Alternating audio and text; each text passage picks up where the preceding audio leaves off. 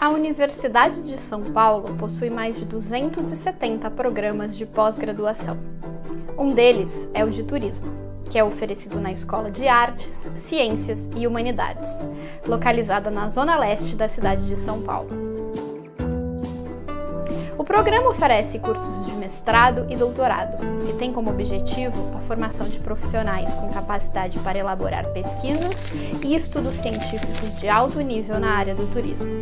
O fenômeno do turismo é pesquisado em diferentes perspectivas, incluindo seus aspectos sociais, culturais, políticos, ambientais, econômicos e gerenciais. Os cursos de mestrado e doutorado se estruturam em uma área de concentração denominada Desenvolvimento do Turismo, que é dividida em duas linhas de pesquisa: Turismo, Conhecimento e Tendências, que foca em temas teóricos, e Turismo, Gestão e Inovação, que aborda temas práticos do mercado turístico. O programa coloca à disposição dos estudantes um leque amplo de disciplinas específicas. Porém, os mestrandos e doutorandos podem cursar disciplinas em qualquer um dos programas de pós-graduação da Universidade de São Paulo. A equipe de professores é formada por pesquisadores que já concluíram mais de 600 pesquisas divulgadas em revistas científicas e que publicaram cerca de 150 livros, contribuindo assim para o desenvolvimento do setor turístico, do conhecimento nesta área e para o impacto positivo da universidade na sociedade. Para ser um mestre ou doutor por este programa, os estudantes devem concorrer no processo seletivo, que acontece todos os anos.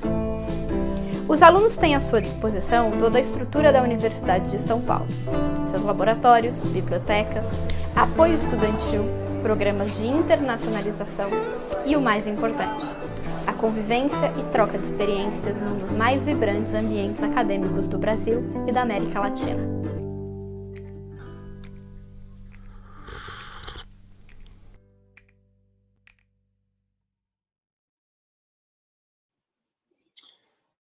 Olá, boa tarde a todas e todos. Sejam bem-vindas e bem-vindos a esse ambiente virtual do Programa de Pós-Graduação em Turismo aqui da EACH-USP, que acontece dentro de uma das disciplinas optativas do programa, chamada Mobilidades e Turismo. Essa é uma atividade dentro da nossa agenda prevista nesse semestre, que decidimos fazer de maneira aberta, coletiva, para tentar atingir mais públicos e que possam aproveitar desse momento de encontro com uma das nossas convidadas.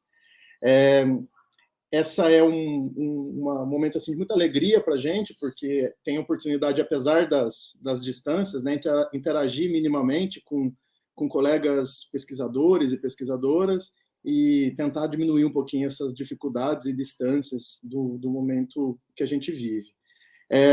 A gente tem uma convidada muito especial hoje, que tem sido uma referência importante para aqueles e para aquelas que estudamos mobilidades e todas as interfaces possíveis, incluindo com o turismo, que de alguma maneira vem construindo uma escola de pensamento junto com outras pessoas, outros pesquisadores, outras acadêmicas e acadêmicos desse mundo. A Mimi Scheller é uma referência no estudo de mobilidades pela vertente da sociologia, como tem sido essa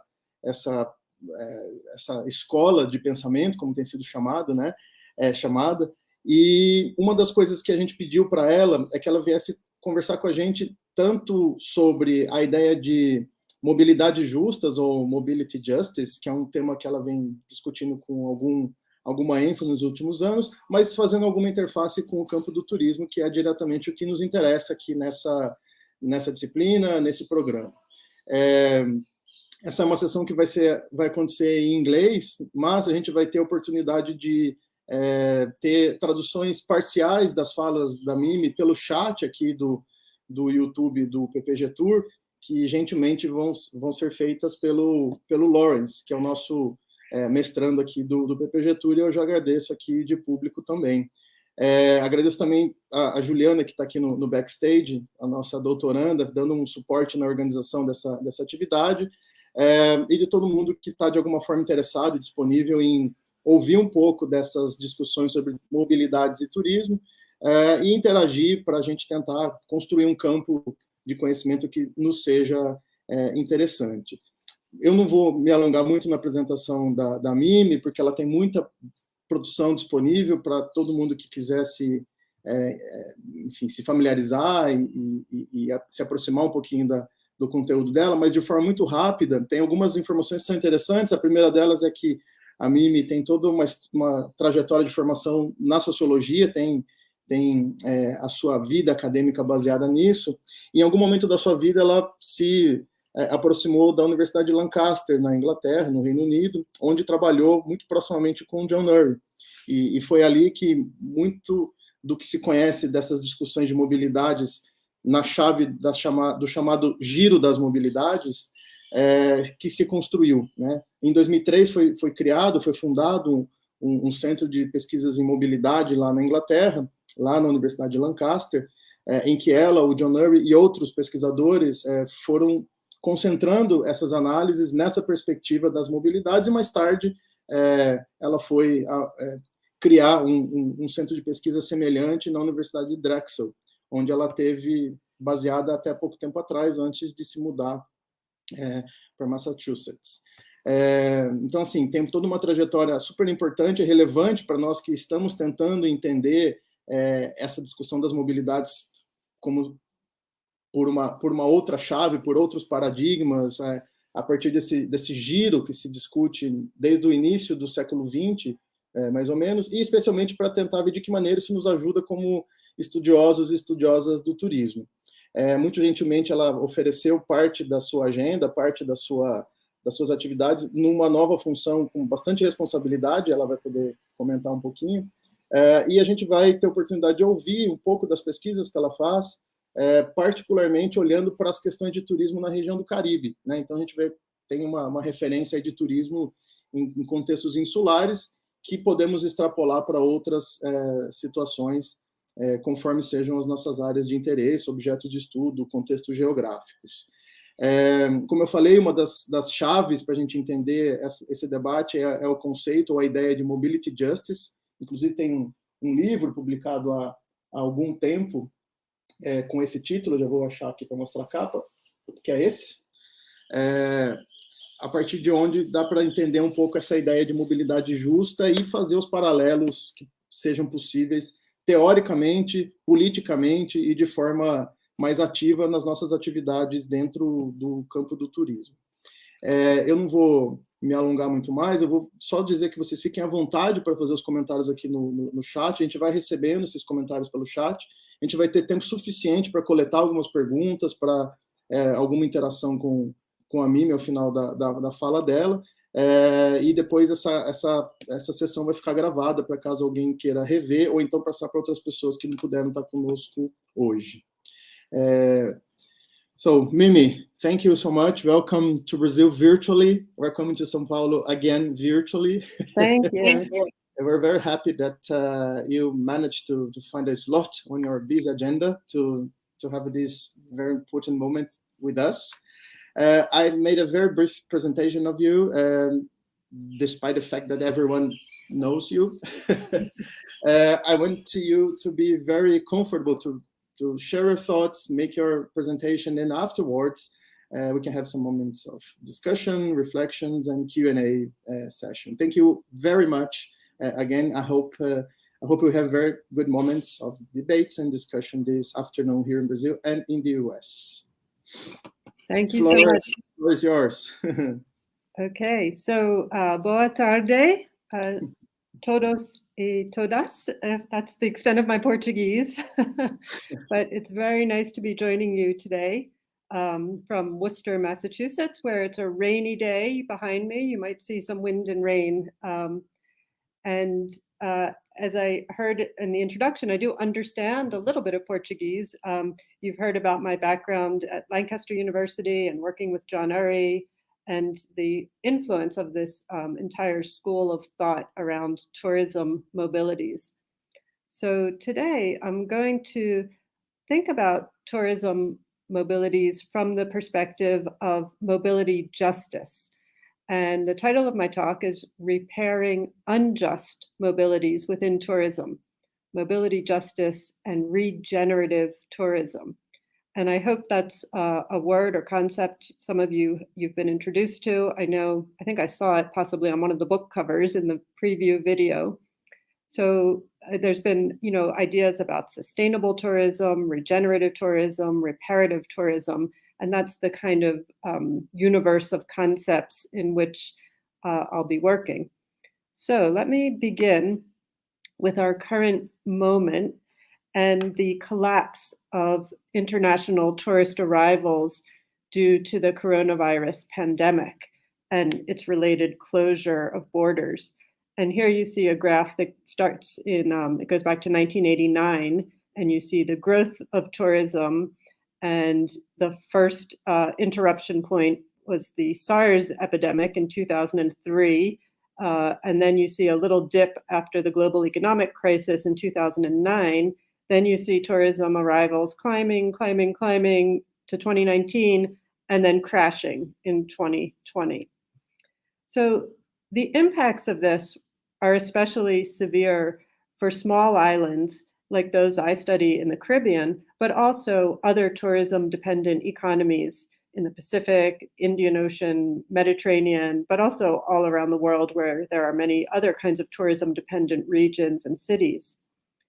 And this huge disruption of travel comes at a time of already existing concerns over climate change, over tourism, the pollution, the direct impacts of pollution that are associated with tourism, and a question around the general sustainability of our existing modes of tourism. So in these circumstances, how do we begin to imagine tourism's ethical futures? How should the return of tourism be handled, and who will determine its futures? This is a very compelling moment, not simply to rebuild existing tourism-dependent economies, but maybe to find new approaches to reduce the overdependence on tourism, to mitigate the heavy carbon footprint of tourism, and to repair the harmful effects of over-tourism that has existed in the past. So many tourism analysts are calling for us to reconsider tourism's growth trajectory and accelerate the transformation towards sustainable tourism. If there was ever a time to implement such a pivot in the global tourism economy, this would be it. And I give this introduction drawing partly on my work in a recent book, Island Futures, on Caribbean survival in the Anthropocene.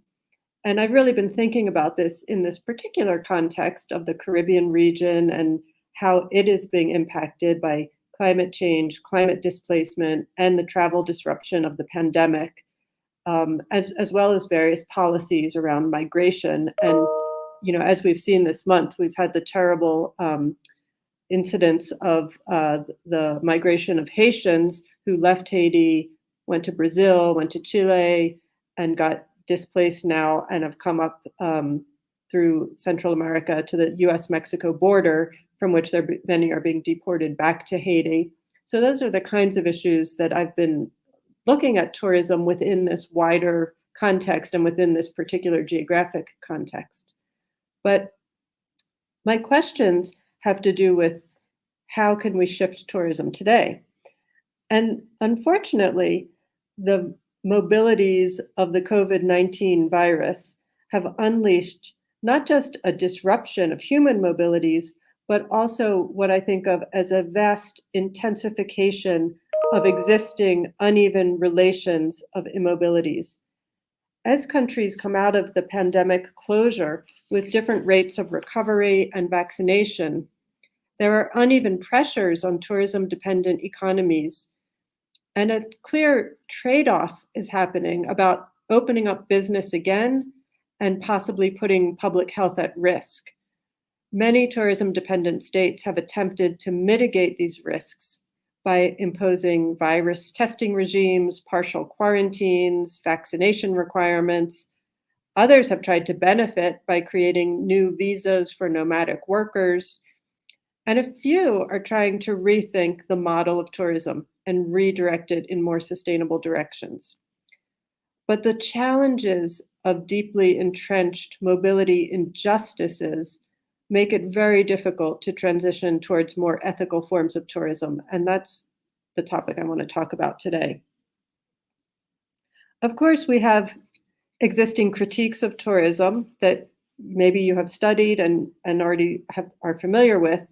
There's a literature on the relationship between tourism, sustainability, and resilience, especially in small island developing states.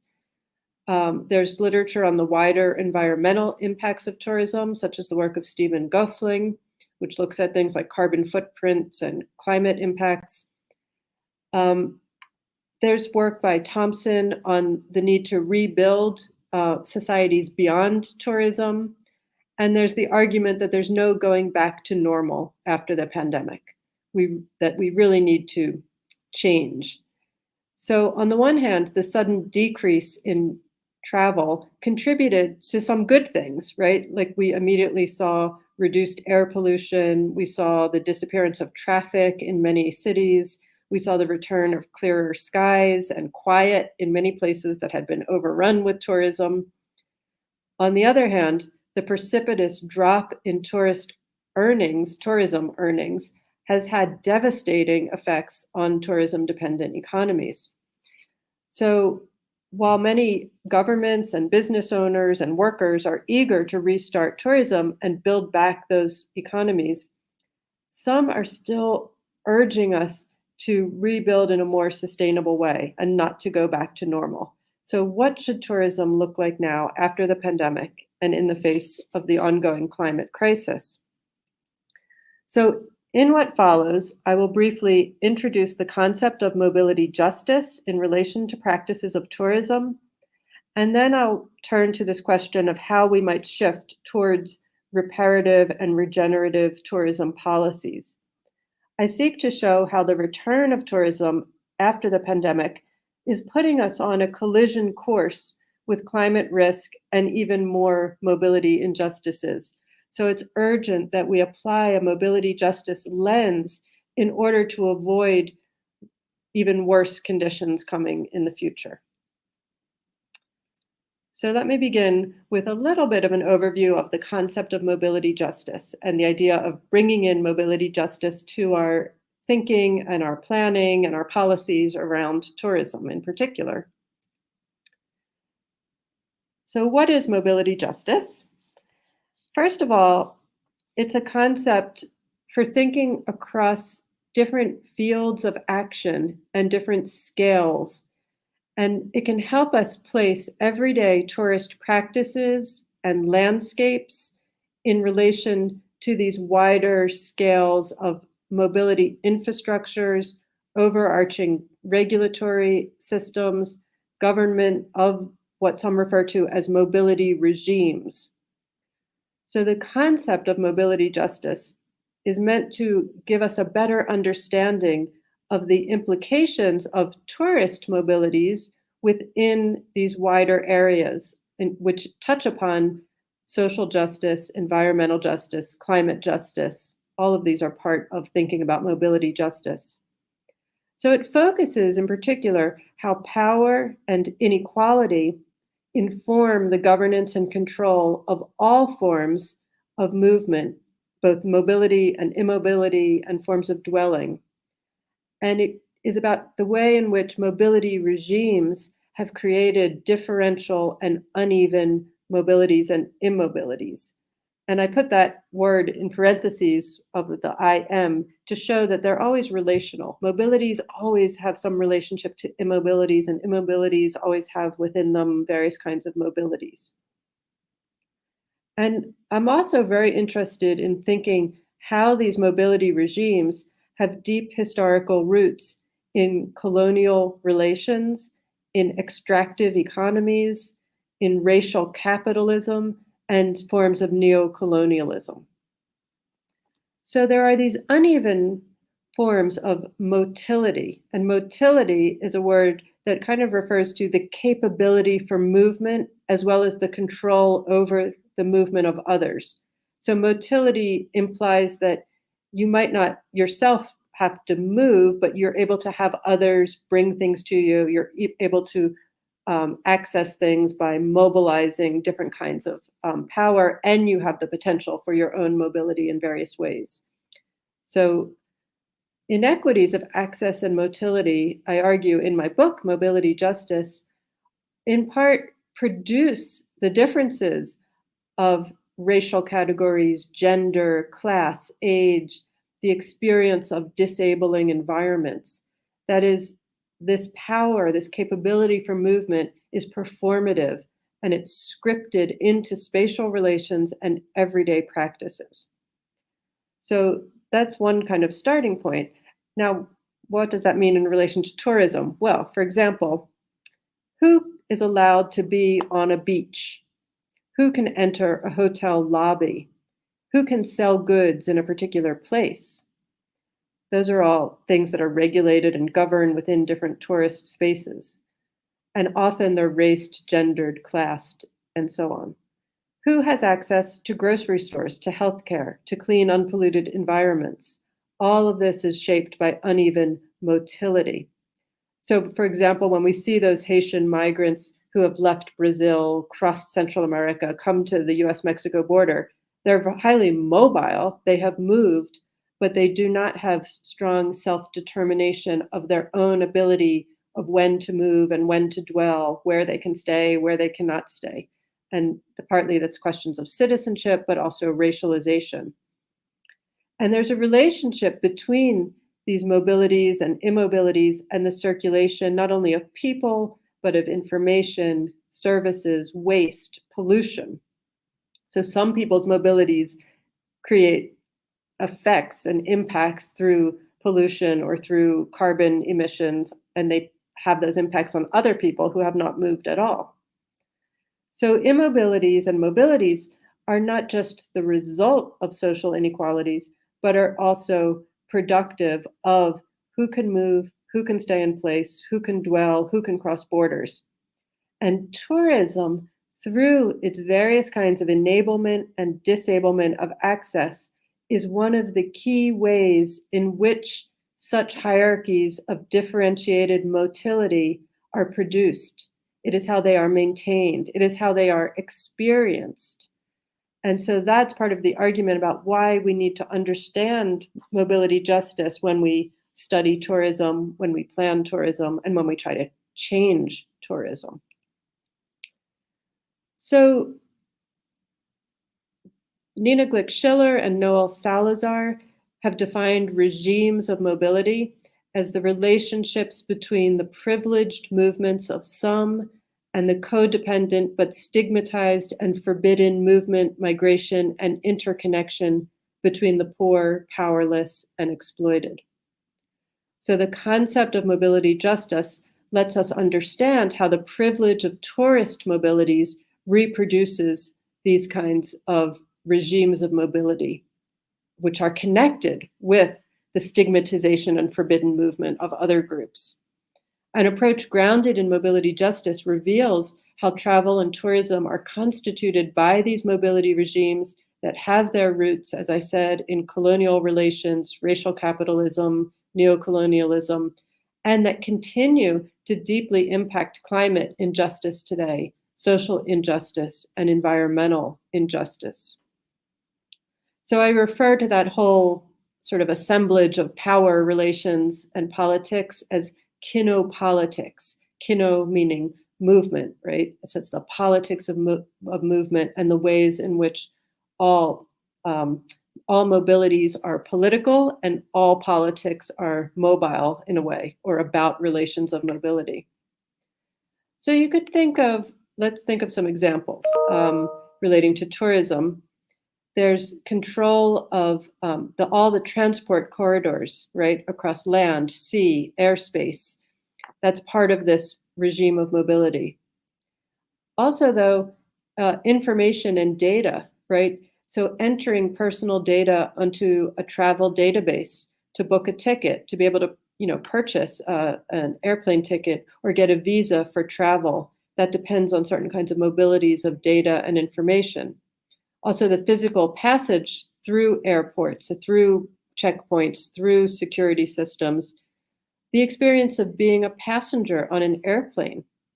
So for some people, air travel might be in their world, but it might not be something they experience on the airplane.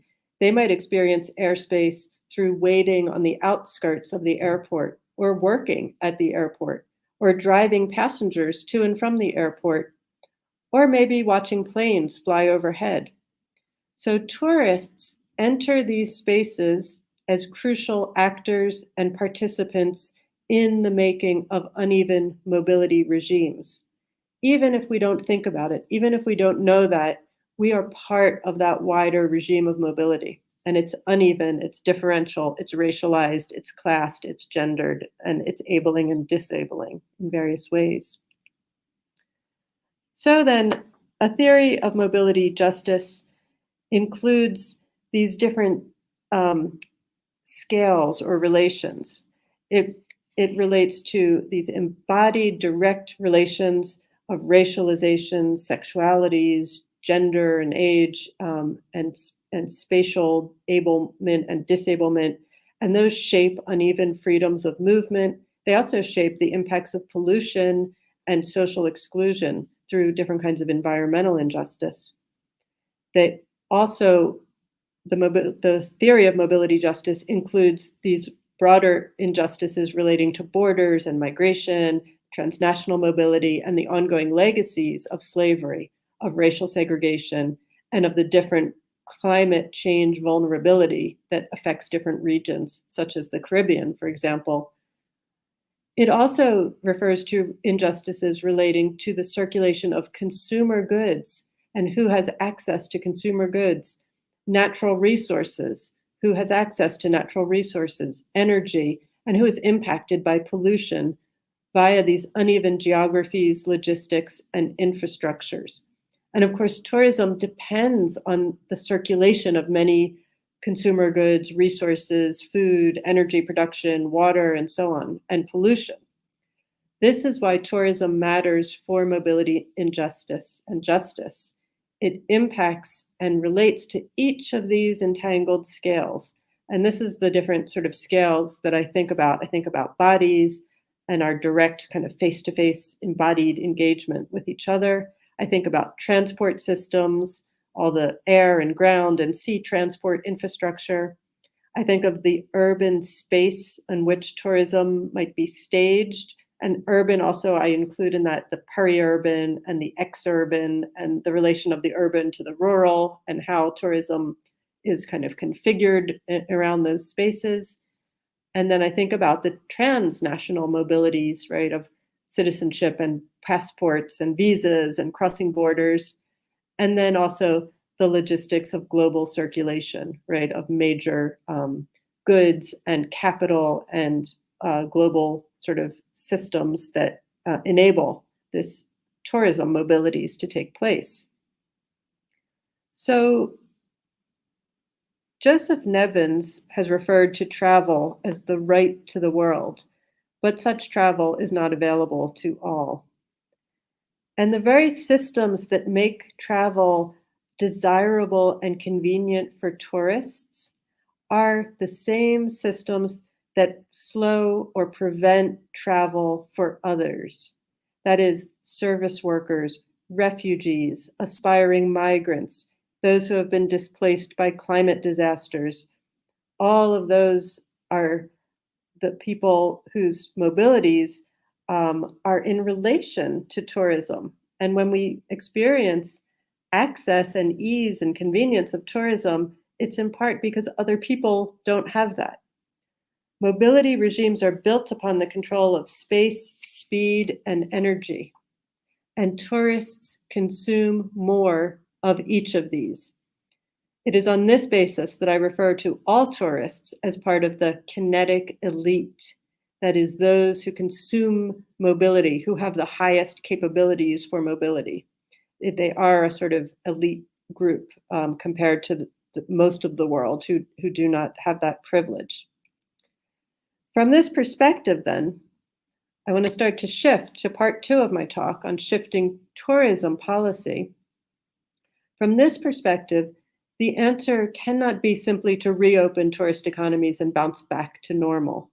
Instead, I hope we will think carefully about what tourism should look like under conditions of greater mobility justice. And of course, all of the concerns I've mentioned were already there prior to the pandemic, and we already had issues around climate change and sustainability and so on.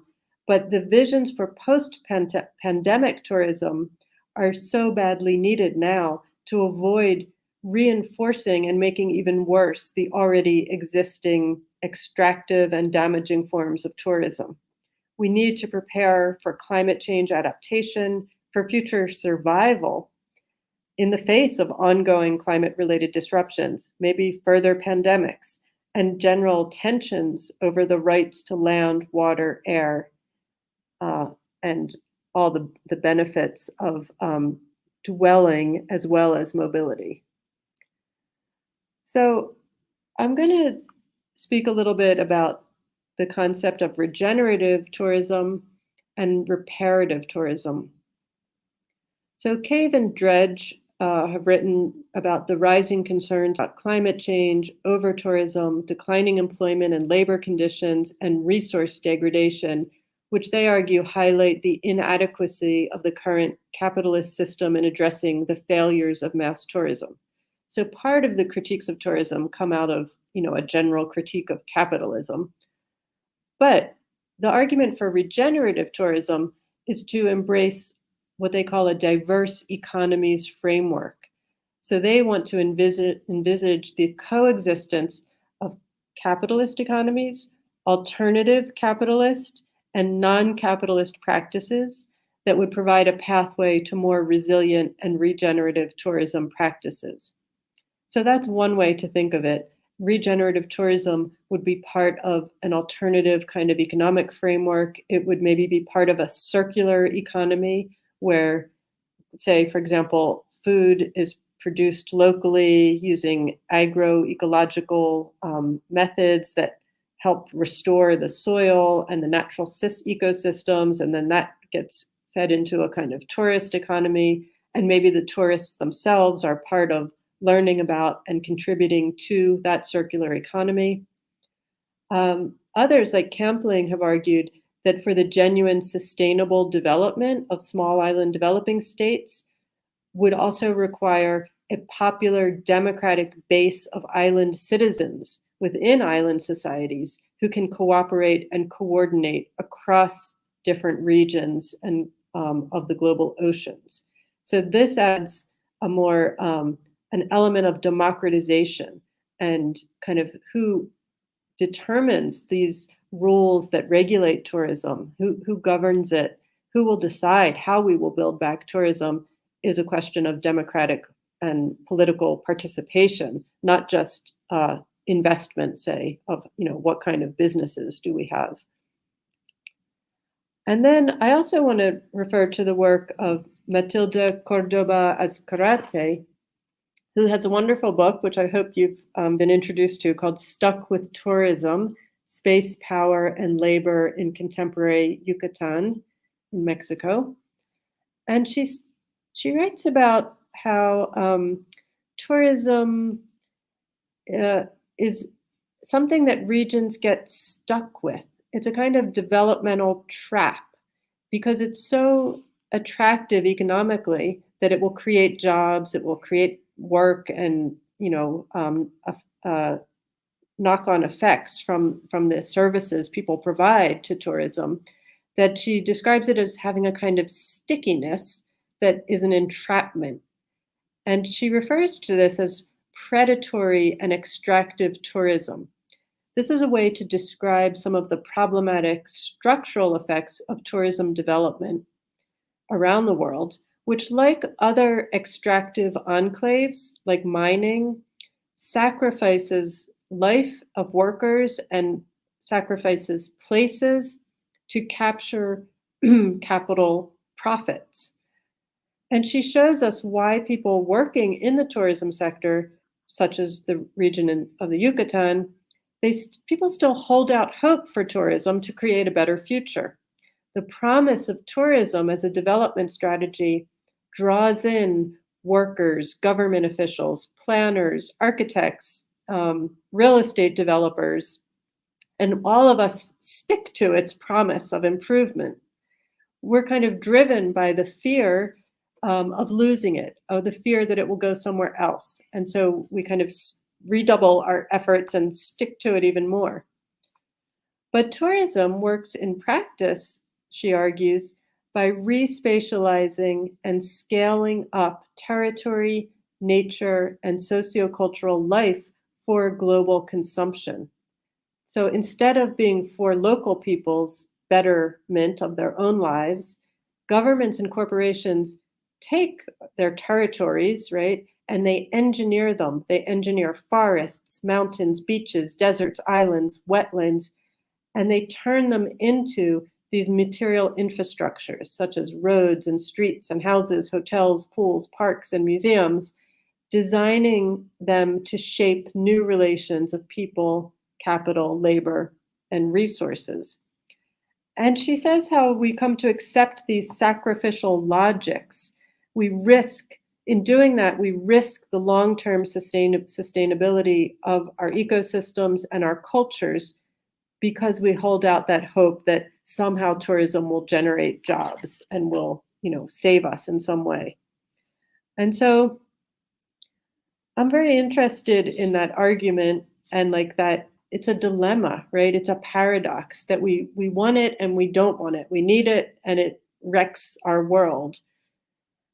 And secondly, we can think about how tourism has not just been sort of a casualty of the pandemic or of different travel disruptions or disruptions caused by, for example, natural disasters or, sometimes if there's a hurricane or a volcanic eruption or an earthquake, tourism also is disrupted.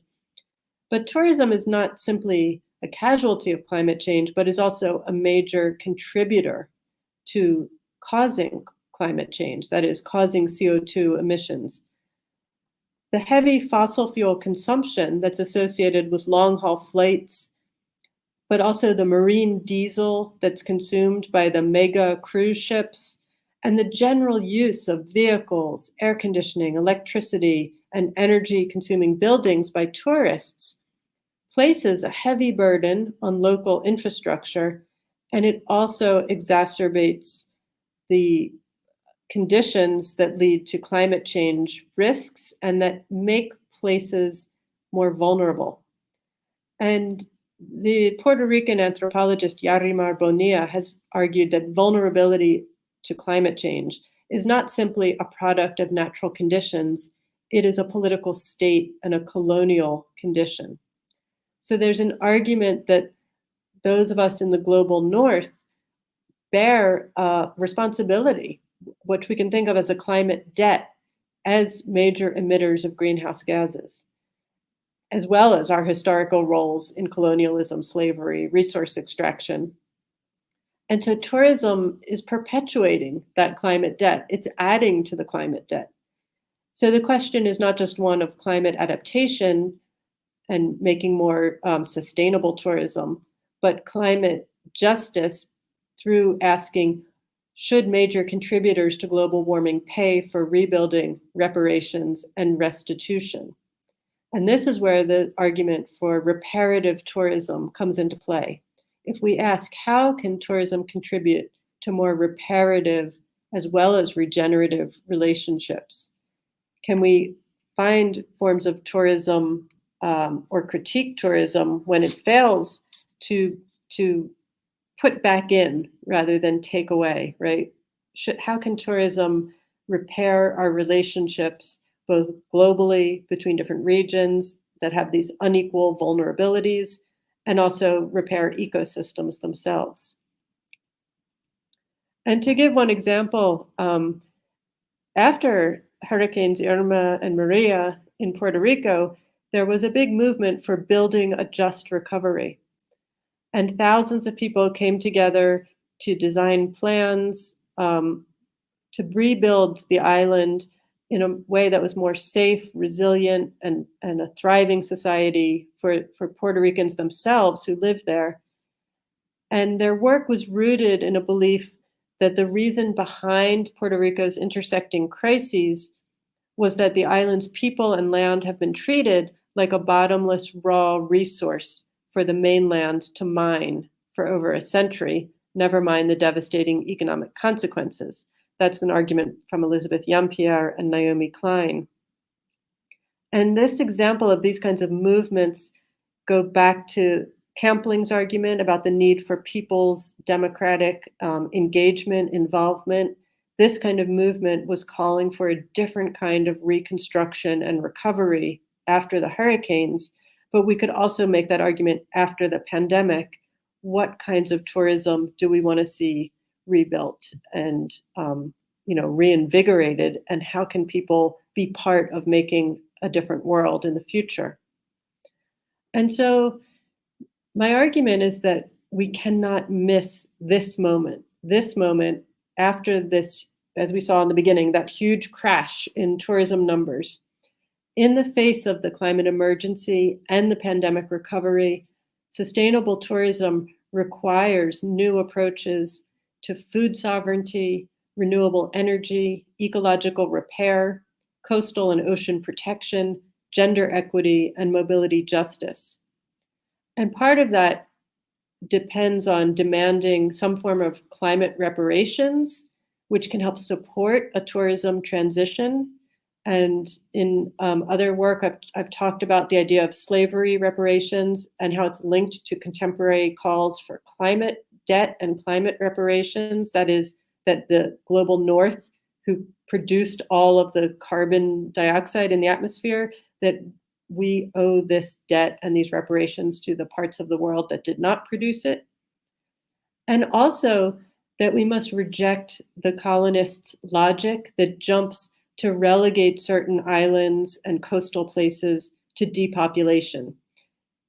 At the very moment that the same people are eyeing those very places for valuable luxury real estate development. So we often say, well, we can't afford for this poor community to be rebuilt and to live on this coastal or island setting. And yet somehow that place becomes a target for investment for some sort of luxury development as people are displaced from it. So let me just start to draw a few conclusions out of this set of thoughts. First, I want to argue that we must help break the cycle of extractive economies, fossil fuel, and tourism overdependence, which often relies on labor exploitation and unsustainable practices. In regions like the Caribbean, that also means rejecting it as a logistics hub where nature becomes global infrastructure. That is, there are many large-scale development plans at the moment, which involve building huge ports, oil drilling, large highways. That cannot be the solution for Caribbean economies. Secondly, we must imagine alternative post-development futures for the entire region that will be more resilient and flexible. That is, that would allow, for example, for movement in the hurricane season or after an earthquake, for people to recover and to then be able to go back. And that also calls for food sovereignty and security, which means the need for land access, protection of water sources, protection of coastal areas and fisheries, protection of mangrove forests and coral reefs, and replanting and reseeding both of those. And that we can learn from agroecological projects how to expand food sovereignty through some traditional practices like regenerative low-till agriculture or agroforestry, tree intercropping, and the use of tropical staple trees. Many of these things I know exist in Brazil as well. And there are traditional kind of multi-crop gardening systems known as canuco, right? And traditional root crops such as cassava, which is also sometimes called yucca. So many of these kind of indigenous and Afro-Caribbean practices are more resilient and do allow people to recover more after disasters. And we have to think about, are there ways that tourism economies could help build that in? could help repair those kinds of structures. So envisioning alternative futures, we can see how combining climate justice and food justice strategies, for example, organizations like Resilient Power Puerto Rico or the Boricua Organization for Ecological Agriculture, they try to build backward and forward linkages between agroecological projects and local food markets within a vision for non-extractive tourism that would support local farmers, renewable energy microgrids, and more regenerative circular economies that also reduce waste. So my kind of point is not that we have to end tourism, right, or stop all tourism, but think about how can we make it more regenerative, and also how can international research and policy and pedagogy help to support these initiatives. And maybe this means different ways in which we engage communities in planning, which we harness the sort of energy of these people's assemblies. And rather than rebuilding tourism as it is, we can rebuild this new form of tourism. So to conclude, mobility justice and pandemic recovery in the rebuilding of regenerative tourism means that we need to recognize past harm and ongoing mobility inequities. We need to argue for infrastructural reparations and pay climate debt, those of us who owe it. We need to shift planning of power away from dominant kinetic elites and create a democratization of planning. And we need to restrain the overconsumption of energy and excessive travel by those kinetic elites, perhaps by capping and taxing carbon budgets. And finally, in my wider project on mobility justice, I argue that we need to create different ways of commoning, that is, sharing and more caring mobilities that will reduce harm, reduce inequity, and reduce environmental and mobility injustices. So I hope that has been thought-provoking, and for those of you who work more specifically in the tourism space, I hope that that gives you some ideas, or that you have questions about, how would you interpret that in the kind of work that you do. And I will stop sharing my slides here, and hopefully we can turn to some Q&A discussion.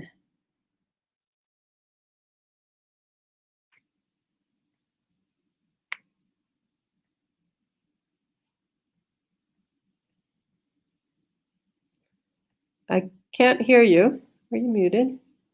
Sorry for that. Sorry. Thanks, Mimi. It was very provocative indeed, as always it is.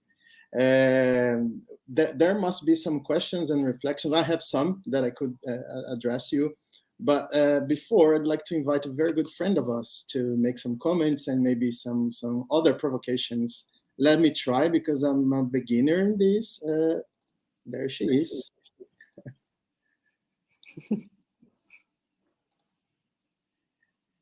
Maybe you have to... Hey, can you hear me? Yeah. Hey, Mimi, how are you? Good, thank you. Such a pleasure to hear you. Thank you. Yeah, thank you, Thiago, to put this together. It was really nice. I don't know, Mimi, if you are aware, but we are having the 3rd edition of our mobility school next wonderful. week. Oh, yeah, great. Yeah, and we have as a main theme, methodology. So mobile methods, right? So it's just a provocation to hear you, because you mentioned a theory for mobility justice. So could we say that there is perhaps a methodology for mobility justice? Could you, I don't know, share some thoughts on this?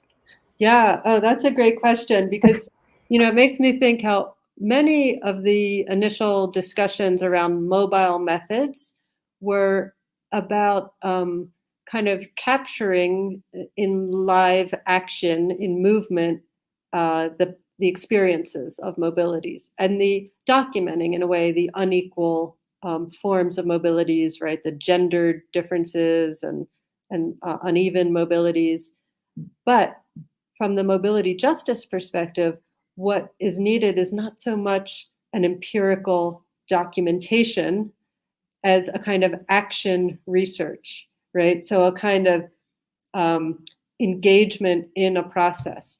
And that's where I think the idea of cooperating with communities, with assemblies, with groups who are trying to change things is where a different kind of academic research methods are needed. So participant action research, use of cooperative processes of what I call social learning. So how can we, as academics, as researchers, maybe as architects and designers or engineers or tourism planners and policymakers, how can we come together and kind of engage in a social learning process as we make and do things differently? I think that would also be a really interesting way to think about mobile methods. That is, they mobilize all of us in our different roles and kind of put us into action together. Excellent. Thank you, Mimi. Thank you.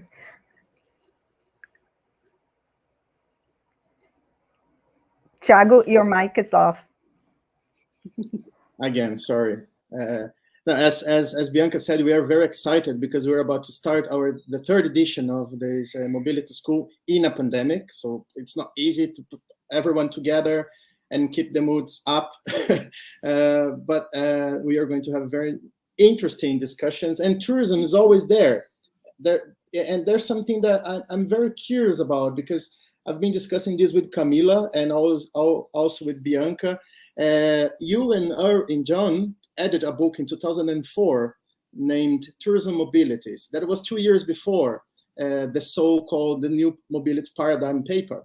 So 2 years before, you started to organize all of the ideas around this manifesto-like paper. You were discussing tourism. Actually, we're putting people together to discuss tourism. Yeah. And this is always that's always something that I'm very curious and interested to know how important you see tourism in the theorization of mobilities under this umbrella. You are always discussing all this school of thought that is being developed after 20 years, not just as one theme or maybe as a structured stuff, organizing as a pillar. I don't know. I would like to hear you. Yeah. No, that's such an important point and remark that you're making, because many people think of the mobilities turn as and the new mobilities paradigm as coming out of work on transportation and sort of low carbon transitions and post automobility. And John and I were working on things around automobility, but at the same time, we were working on tourism because of his longstanding interest in the idea of the tourist gaze, of course, which went back a long way in his work, and of consuming places. And he had many other collaborators he worked with, like Chris Rojek and others, on consuming places, and Jonas Larsson, and like a whole group of, I'll call them Nordic researchers, to develop these ideas around like the performance of place and tourism as this kind of performance of place. And our contribution in the book Tourism Mobilities was to think of places themselves as mobile, and that a place is not just like a fixed place and a tourist goes, oh, I'm going to go visit this place, but that in the construction of tourist mobilities, you're also mobilizing places, and you're changing the way places develop, the way places are interconnected in these transport infrastructures and their relationship to different geographies. So we said that tourism puts place into play. And that basic idea was kind of taking the spatial turn in the social sciences and mobilizing it, right? And thinking of that's what generated this idea of the mobilities turn, was like, it's not just that space is important, but it's that it's moving, and that it moves us and it moves place itself. So it's about the production of space. And tourism is one of the key ways in which we were imagining that or thinking through that process. So it was, yes, very important. Yeah, awesome. We do have some questions here. Do you have any other comments, Bianca? Otherwise, I'm going to put the questions or the comments from the audience. Just a quick note to share with Mimi that we are having the launch of the Tourist Gaze 3.0 in Portuguese. Oh, so great. It's coming out, yeah, probably by December. And Thiago and I had the, reviewing, supervisioning the translation into Portuguese. So we're quite excited. Yeah. Wonderful. Congratulations on that. Thank you, Mimi. Take care. Okay, bye, Bianca. Excuse me, Bianca. Yeah. Oops, made a mistake. So there's some questions here. Some of them are made in English, so I'll just put it in the screen and you can read it. And I tried to translate the other that were made in Portuguese, all right? Sure. First of them from Fabio. Fabio is a master's student at our graduate program. He asks, from a mobility-adjusted perspective, how do you assess movements such as tourism declares a climate emergency, or even UNWTO's recognitions of the need to halve tourism emissions by 2030? Fabio, could you please put your question in Portuguese also in the chat for those who are not able to understand your question in English, please? Mimi, please. Thank you. Yes, thanks, Fabio. That's a great question. And, one of the things that has also happened, I would say, due to the pandemic, is that even more of the people who can afford to travel, who desire to travel, and have the wealth and time at the moment to still want to travel, they've shifted to private jets. And there's even more people using private jets. I didn't have the numbers here on a slide, but it's become like more popular. It's gone from like the super, super rich to the super rich, and now just to the sort of, close to super rich, who can access private jet travel. And that has huge carbon emissions. Also, airplanes have been, the really large planes, which were somewhat more fuel efficient, were taken out of service, and airlines returned to smaller and slightly older planes, again with greater carbon emissions and fewer passengers per plane, right? And again, so greater carbon emissions per passenger. So basically on every measure, we've gone backwards in the pandemic. We've added to carbon emissions. So if we're going to try to ramp up tourism and have tourism recover, it's absolutely crucial that we need to reduce tourism emissions. And how do you, what are the different ways of doing that? There's the most, let's say, business-friendly method and somewhat capitalist would be just to purchase carbon offsets. That's like the easy answer. You book a flight and you purchase a carbon offset. There's a lot of questions about whether those carbon offsets are really making a difference. The other sort of end of the spectrum is to reject long distance tourism, right? And people doing local tourism, active transport tourism where they walk or bike to get there, staycations where they just stay at home, right? So that would be like the opposite extreme, where you just don't engage in carbon emitting tourism. And maybe we need some of that to happen also. But I happen to think it would be unfortunate if we all just stayed in our own localities, if we all stopped traveling. Travel has been so important in my life as a child, as a young person, in discovering different cultures and languages and being exposed to, how people live in other parts of the world. I think it would be sad if we all never traveled again, right? If we just met each other through these screens, and I can't even see you in this particular platform, right? So it's not a great cultural exchange happening here. So I would love to see us find ways to enable travel still to happen, but to do it more ethically and sustainably by thinking through these different kinds of impacts that I've spoken about, including the carbon emissions, and having different ways of governing the inequalities around that.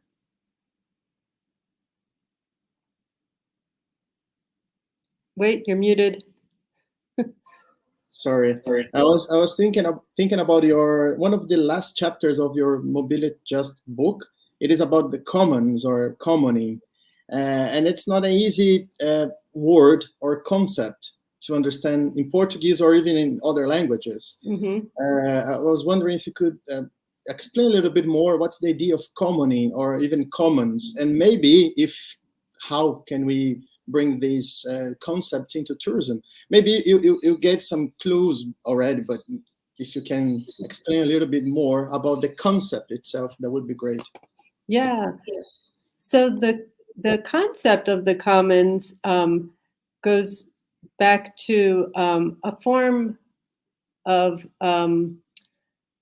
occupying space, let's say, in very general terms, which is neither private property, nor is it public property. That is, if we say land and space and territory is not all divided up into plots of land and they're owned by private owners on the one hand, or it's owned by the state and it's public in that sense, state owned. But that in between the private and the public, there is this third space, which is the commons. And the commons traditionally, historically, were places that people had access to where they could, for example, gather food, firewood, and fisheries, of course, have often been seen as a commons.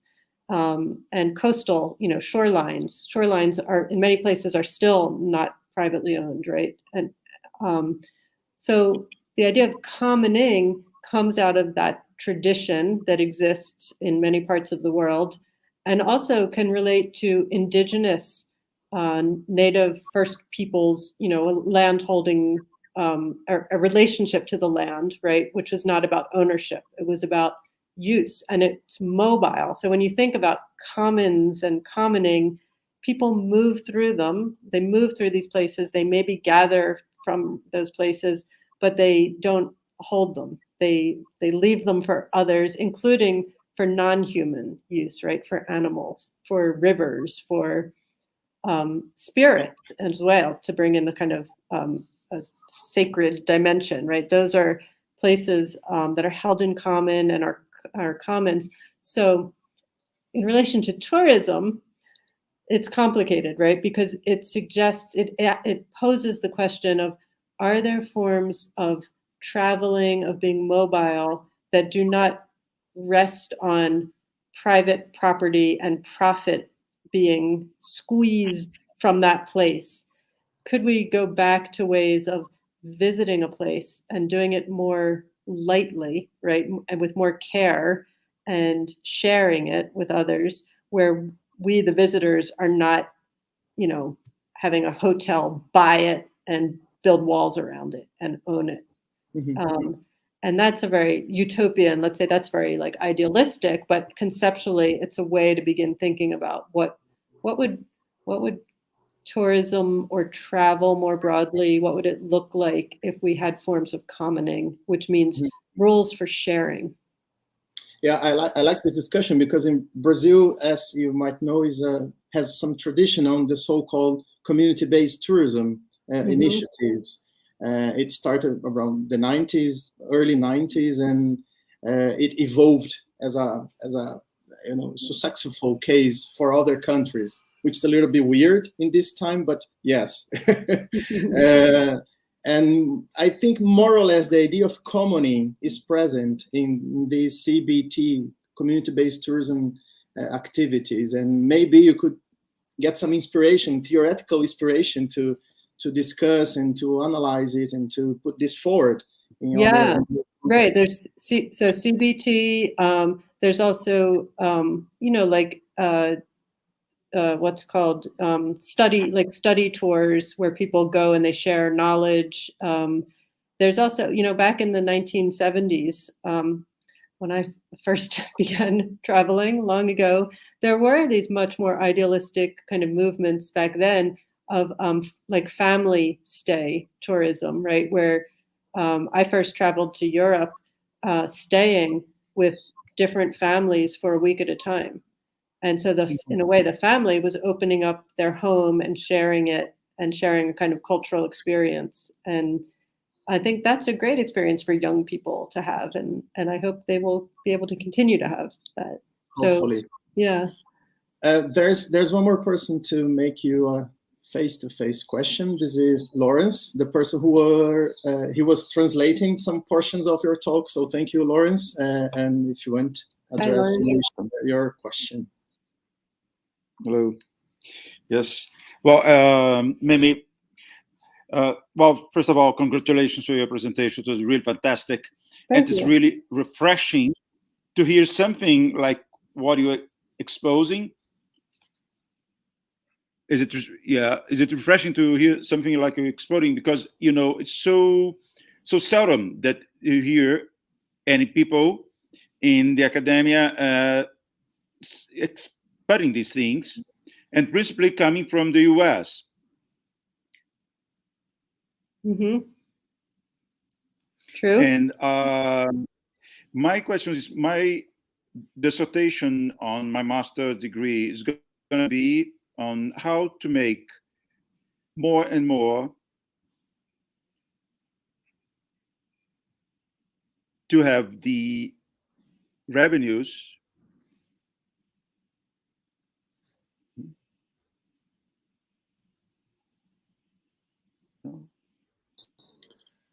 Sorry, I'm having trouble hearing. Não está dando para te ouvir, Lawrence. De repente, se você escrever a sua pergunta... Okay, I'm going to write it. Thank you.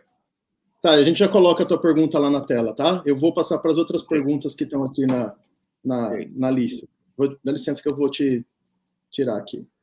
There's a question from Fernanda Duarte that you also know very well. Yeah. Open this. She has 3 questions, so that's the first one.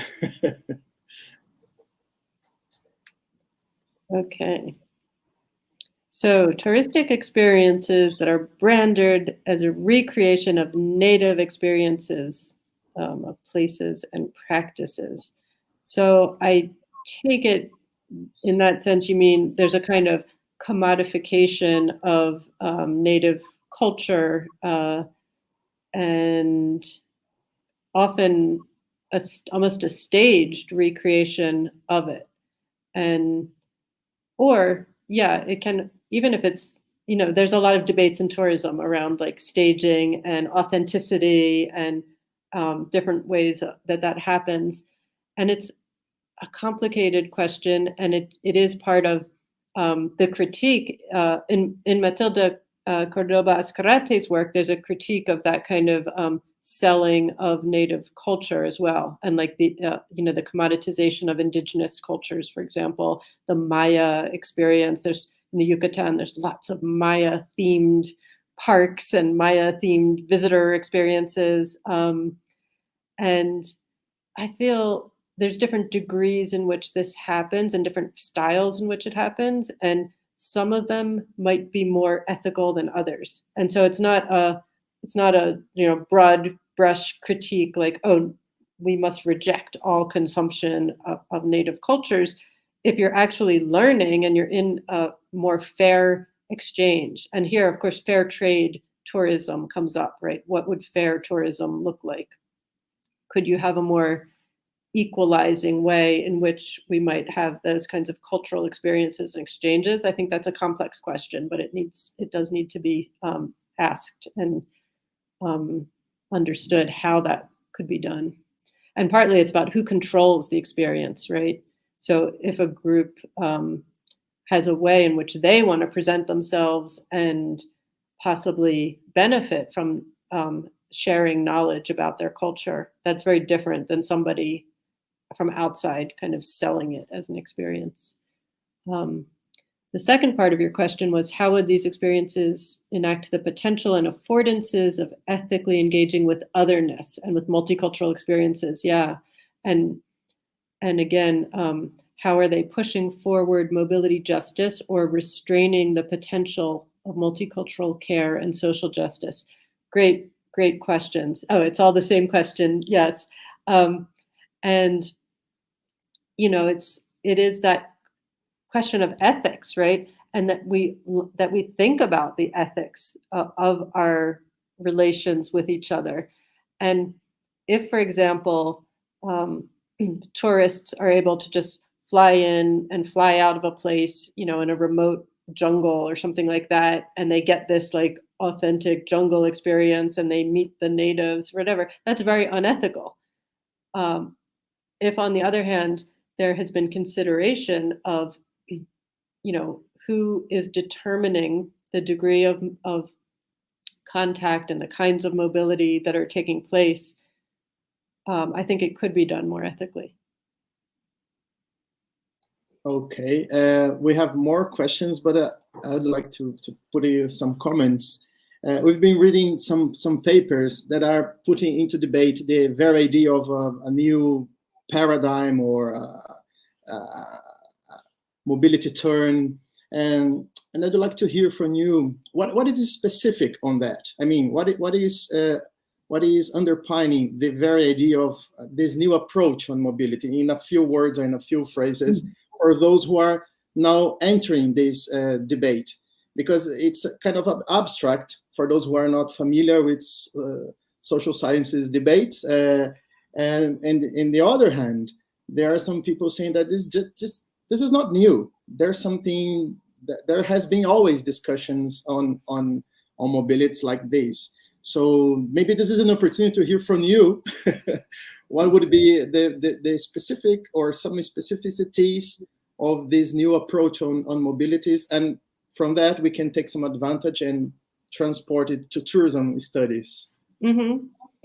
Yeah. So, I mean, one way in which we were, when I say we, I mean when I was at Lancaster working with John Urry and others who were, you know, part of that group thinking about mobilities at that time in the early to, you know, 2000s to up to 2006 when we published the New Mobilities Paradigm article. We were partly thinking about the ways in which different disciplines in the social sciences had carved up their areas of expertise, right? So geographers did space, and sociologists did society, and anthropologists did culture. And, you know, everything was kind of siloed in a way. And there was a vibrant discussion happening in anthropology about multi-sited field work and traveling cultures. And, you know, so there was a conversation about diaspora and transnationalism, but it was happening within the silo of anthropology. And there was in geography another conversation happening, and there were geographers, Tim Cresswell, who and Peter Adey and Peter Merriman and many others, and this I'm talking about in the UK context where we were working, who were also talking about mobility in various ways. And in sociology, there was much more of a focus on social mobility. And they said, oh, well, we'll leave space to the geographers, spatial mobility, and we'll leave culture and cultural mobility to the anthropologists. And, you know, and there were urbanists who studied, you know, urban architecture and design and transportation. And the thing about the New Mobilities Paradigm was just kind of partly to say, first of all, we need to break out of these disciplinary silos and we need an interdisciplinary field. And so the new paradigm was a way to think about what we were doing in social science. It's not to say that nobody else ever thought about mobility or wrote about mobility. And we were also reacting against the late 1990s kind of discourse about globalization, which had initially celebrated the idea of that all the world is mobile now, that it's a borderless world, you know, that globalization would dissolve borders and we'd all be mobile. And we were very interested in saying, actually, no, that first of all, there's huge power imbalances in mobility, and also there's different narrative histories of having been mobile in the past. And I always came back to my background studying Caribbean history to say the Caribbean has long been a highly mobile region. I mean, it's defined, it exists because of these multiple different kinds of mobilities, both human and non-human, products and commodities and ships and all different things. And so it's wrong to say that from a Caribbean perspective, we are more mobile now, because they had long been mobile, right? And so it was partly to say, let's look at mobilities in an interdisciplinary way, in a trans-historical way, and from multiple perspectives. And admittedly, it was not always, the field wasn't always taken up with such a broad, canvas. But John Urry's work and my own work certainly took a very broad historical and multi-perspectival kind of look and post-disciplinary approach to mobilities. I would say, insofar as people critique it, they've critiqued it sometimes for being Eurocentric, or sometimes for being, missing out the, like you said, the conversations that came before it. But it was part of a moment of the flow of conversation about how we approach this topic. Great. We still have time for some questions. Is it okay? Sure. Yeah, okay. I have one question from João. You can see in the screen now. Okay, so how algorithms contribute to uneven mobilities and the biases of these technologies as an obstacle to mobility justice. Yes, thanks, João. A really good question. And here, I'm very inspired by the work of Ruha Benjamin, who is a sort of theorist of algorithms and of technology. She's based at Princeton University. And in her work, there's a book called Captivating Technology, or Technologies, and she has some other book titles as well, really looks at how new technologies, including algorithmic technologies, but also face recognition and predictive policing and many other kinds of new technologies, have built into them these racialized biases. And certainly when they're deployed for urban, smart city sort of applications, they are absolutely obstacles to mobility justice, because they might contribute to, say, if a technology is meant to allow, for example, face recognition to enter or pass through, certain buildings or gateways, if it doesn't recognize Black faces and is not able to give the green light go, and it only recognizes better white faces because that's how it was calibrated, that's an obstacle to mobility justice. Or when predictive policing algorithms take existing data that came out of racially biased histories of segregation and policing and feeds that into the algorithm, it's going to reproduce biased policing. There's other ways in which applications that are used, for example, for the pricing of delivery services, right? Like when you use apps and you order food or deliveries, and the drivers or the delivery workers are seeing a certain kind of interface, that can also work against them, right? It can make it opaque to them when they take a job, how much money they're going to make on it. And so again, it becomes a way of manipulating labor. And that also is a mobility injustice question. So those are just a few examples, but there's many ways in which the technologies are obstacles to mobility justice. Okay, there's a question here now on Haiti. I'm going to put this here. It's from Giuliani. Where is this? There it is. Giuliani is a PhD student on tourism. Okay, yeah. So Labadee Beach in Haiti is this classic example in the tourism literature of a part of Haiti that was leased to a cruise, a giant, a multinational cruise company. And I'm forgetting now, I forget off the top of my head which cruise company it is. You probably know. And when they market their cruises, which stop at their now like fenced off private area, this beach called Labadee on the north coast of Haiti, they don't even tell travelers they're stopping in Haiti. It just says, oh, we're stopping, we'll pick up in Miami and we'll stop in wherever, Puerto Rico, and then we'll stop at Labadee. And it's, that in and of itself is objectionable, right? That you've kind of just privatized a place and you've kind of commodified it in this way that it's not even identified with the country or the culture where it is, and then fenced it off so that Haitians don't have access to it.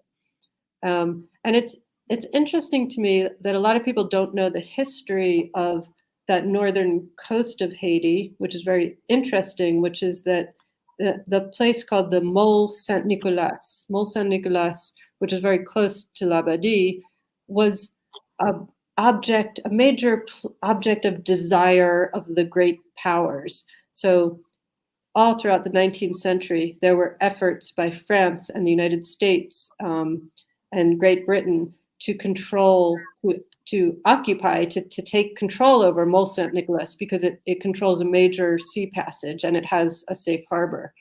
And so there's that history, but there's also histories of piracy and pirates and the use of an island off the north coast of Haiti by pirates.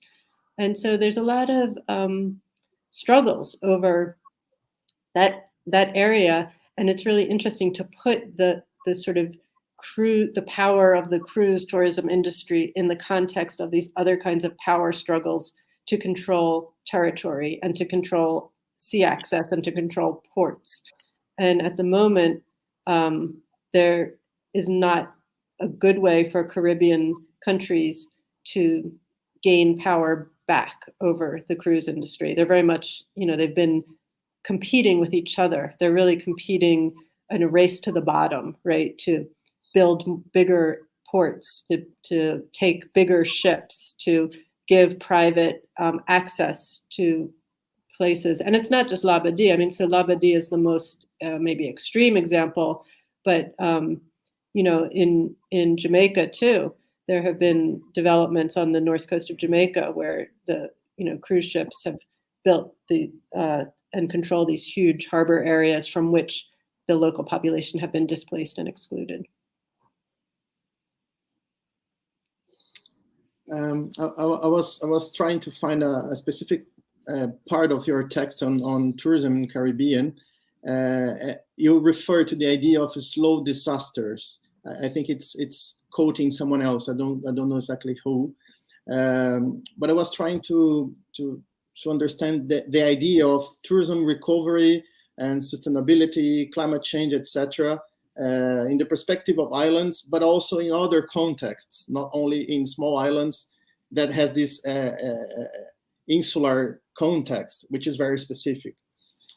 So I was wondering, how can we transport this idea of slow disasters, not only natural disasters, to other contexts and try to understand how tourism can be established or recovered in other places. I know you are very expert on the Caribbean, but maybe you can give us some thoughts in general.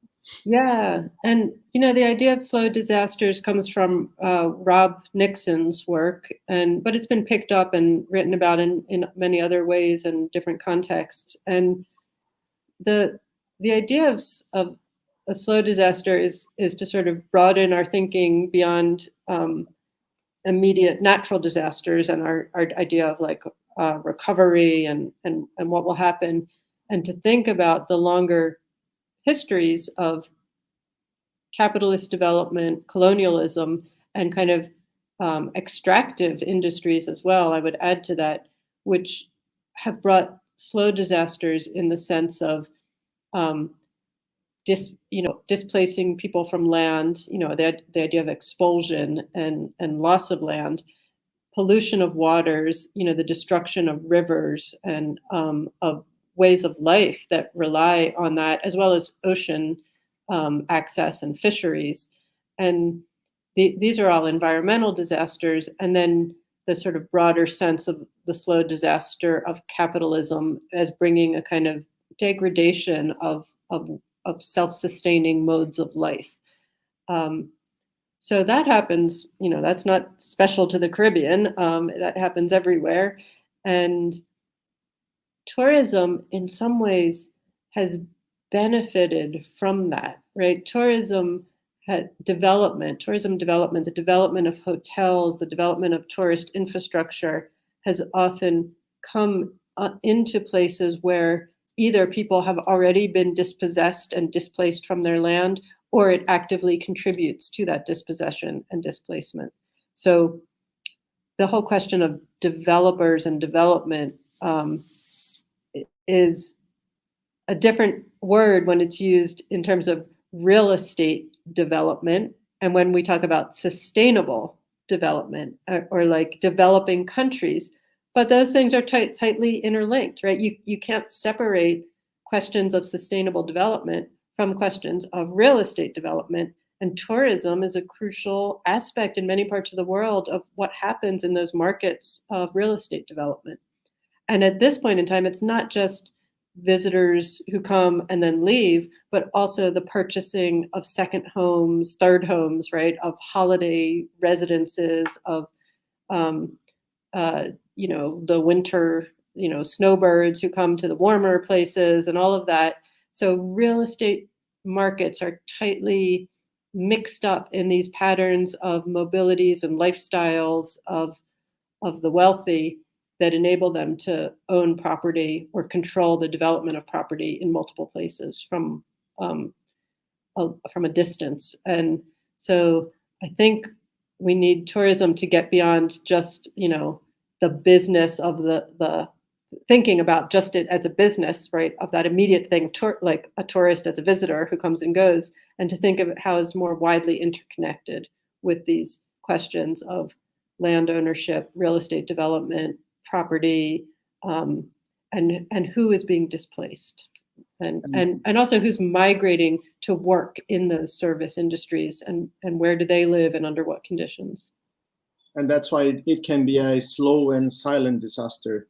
We don't need a hurricane or a typhoon or whatever to see a disaster connected to tourism or after these natural disasters. And maybe we can see these situations in Brazil or in Southeast Asia or whatever. And the purpose of my question is because of that, because sometimes you read your paper or other works that illustrate situations in a very particular environment, like insular environment, and it seems it's so far away from us. It's not the case of Brazil. It's not the case of Indonesia or whatever. And maybe the basis of this disaster could be the same if you don't pay attention on that. Yeah, and of course, if you look at, for example, Indonesia and the ways in which Bali was used as a tourist development, site, right, of intense touristification. And so certain islands or certain coastal areas are often chosen as what you might call a sacrifice zone, right, where that's where tourism will be concentrated. But of course, it then leads to all sorts of other problems and knock-on effects. And then there's a link, of course, between urban tourism in the big cities, and then people going from there to the sort of sacrificial islands or beaches that are more remote. We have Lawrence's question. I'll put it here. It is in English. Could you please translate it to Portuguese, Lawrence, in the chat?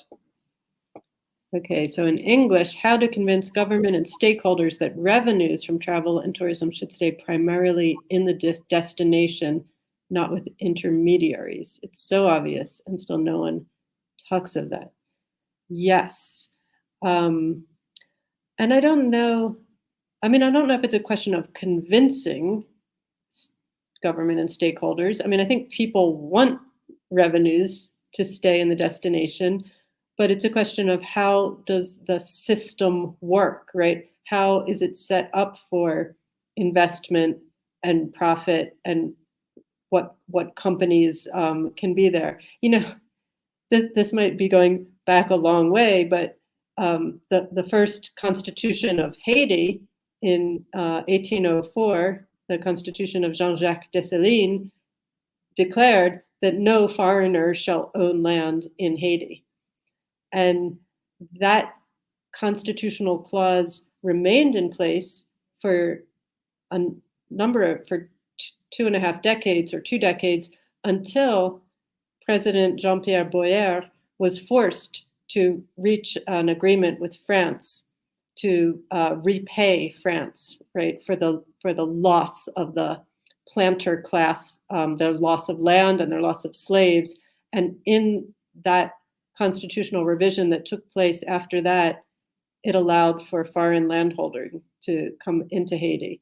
And that was also reinforced during the US occupation of Haiti from 1915 to 1934, that foreigners could own land in Haiti. And so right there, you see the basis of this power grab in terms of who can own land. And we see that when what's called disaster capitalism, right? After Puerto Rico's experience of those hurricanes that I was referring to, there were many investors that moved in and bought land at depressed prices, bought real estate at depressed prices in the hopes that they could eventually make a profit off of it.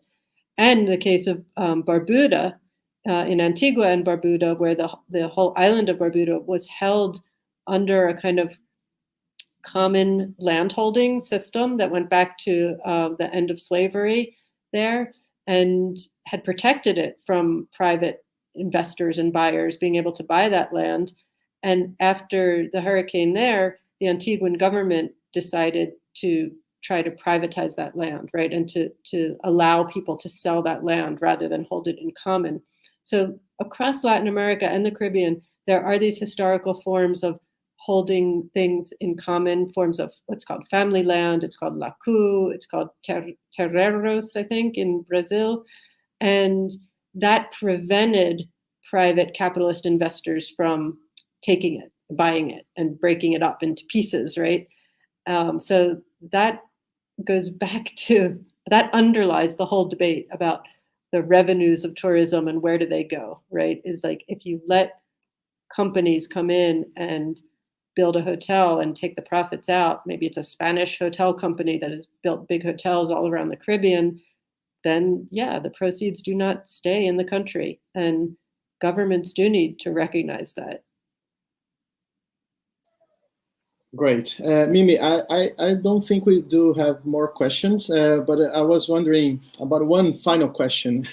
Okay. one of the things that captured my attention when I started to study mobilities, coming from tourism studies, was a quote of John's book, I don't remember which one, saying the obvious thing. Tourism is just one form of mobility. It is intertwined with other forms of mobility, and not only of people, but also objects, ideas, imaginaries, money, waste, whatever. And after this 1.5 hour session, we can see how complex is mobilities, how complex are mobility studies. And it's very inspiring for tourism students and scholars, because sometimes we're so focused on tourists, as if the essentials of tourism would be only tourists. Of course, there's no tourism without tourists, of course, but we have to look to other sides and try to understand how these other dimensions or layers of mobilities are crossed by very important processes and other actors and subjects, etc. It seems obvious to say this, but since we are in this field, because if you are out of this field, it seems we are talking about nonsense. Come on, just talk about tourists, because this is what matters. This is what makes things happen. And I was wondering, how do you see the future of tourism studies after 20 years of mobilities studies? Because you are also a tourism scholar. Yeah, you say you are not, but you are. That's a hard question, and I mean, I'll try to answer.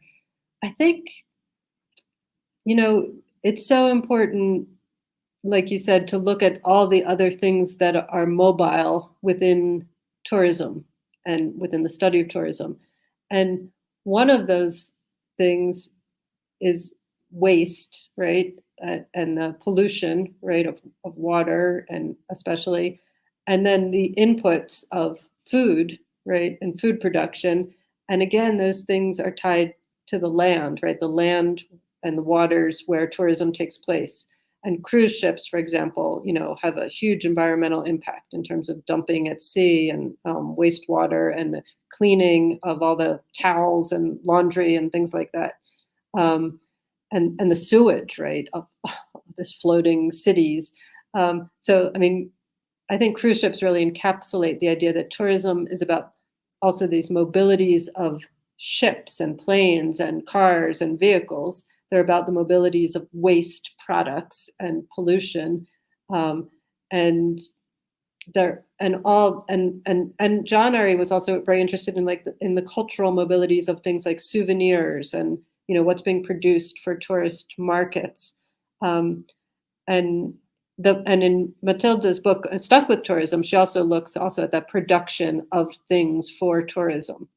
So all of these things are interconnected when we think about even if you're a strict, economics person and you want to think about tourism economically, right? And from a business perspective, you have to think of those inputs and outputs upstream and downstream.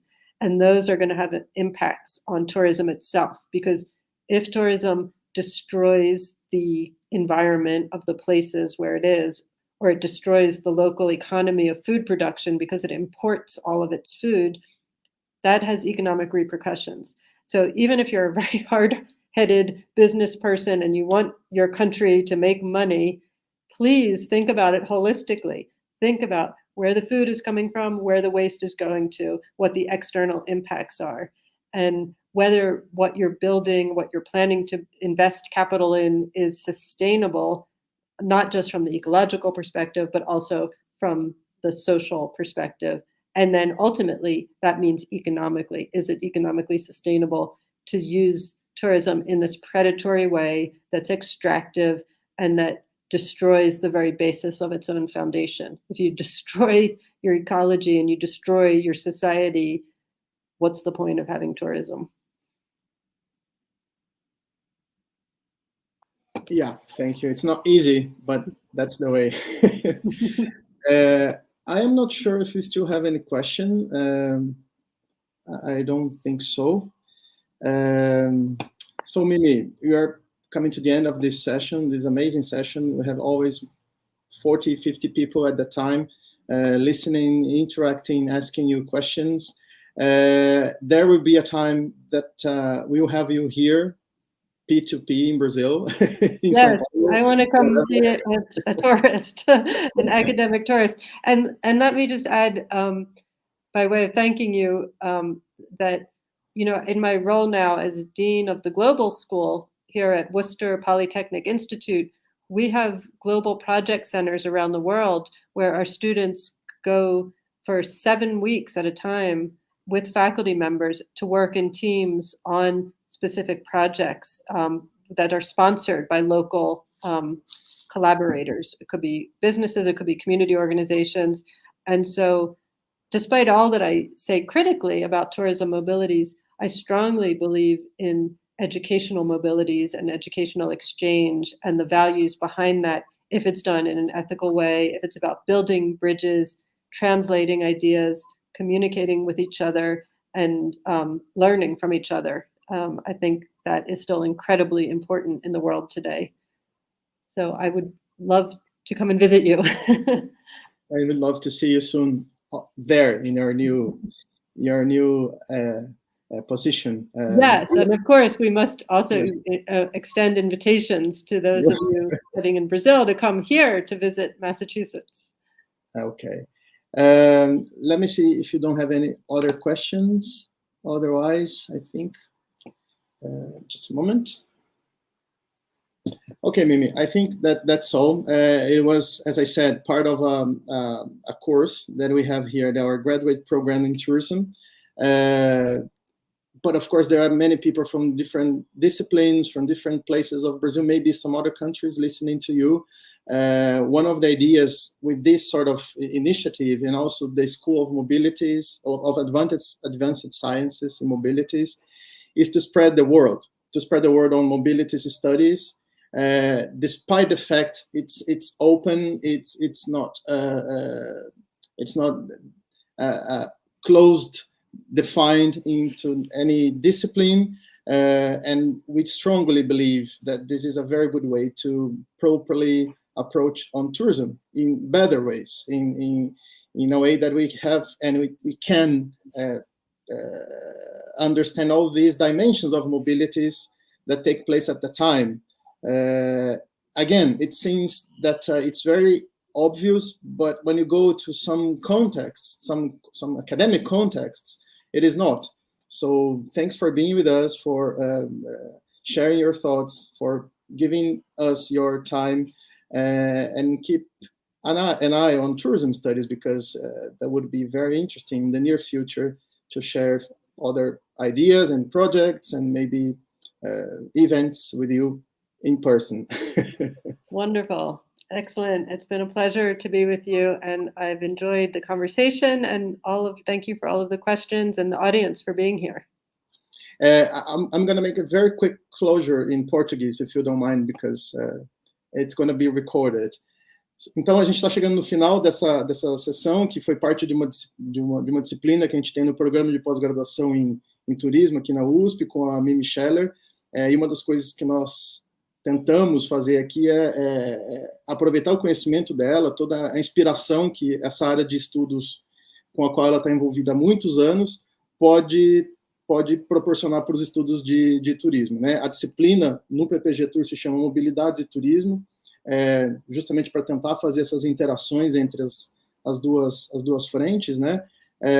Como a gente comentou, a Bianca teve aqui agora há pouco, falou da terceira escola de ciência avançada em mobilidades, que a gente organiza desde 2017 em cooperação, e neste ano com participação especial da Camila Moraes, que não sei se está aqui com a gente, lá da Unirio. Então ela é uma SP Mob com acento mais carioca esse ano, apesar de ser toda digital. E como eu dizia agora para mim, nossa única interesse nisso é espalhar a ideia de que os estudos de mobilidades podem ser úteis para muitas áreas, especialmente para nossa, aqui, a maior parte de nós que somos estudiosas de turismo, né? É aquela velha ideia, turismo é só uma das formas de mobilidade e ela acontece junto, por debaixo, em cima de uma série de outras dimensões de mobilidades que às vezes a gente não dá muita atenção e esses estudos de mobilidade nos permitem isso. Essa sessão vai ficar gravada no canal do YouTube do PPGTUR, então podem assistir depois, espalhar e circular para quem achar que pode ser interessante. E ficam convidados sempre a nos visitar virtualmente ou presencialmente aqui no nosso programa de pós-graduação em turismo ou na USP. Mimi, thank you so much again. Hopefully we're going to meet you, as I said, in person, there or here. Take care and see you soon. Obrigado, Juliana. Obrigado, Lawrence. E obrigado por todo mundo que esteve com a gente aqui hoje. Bye, bye. Thank you. See you Ciao. soon. Ciao.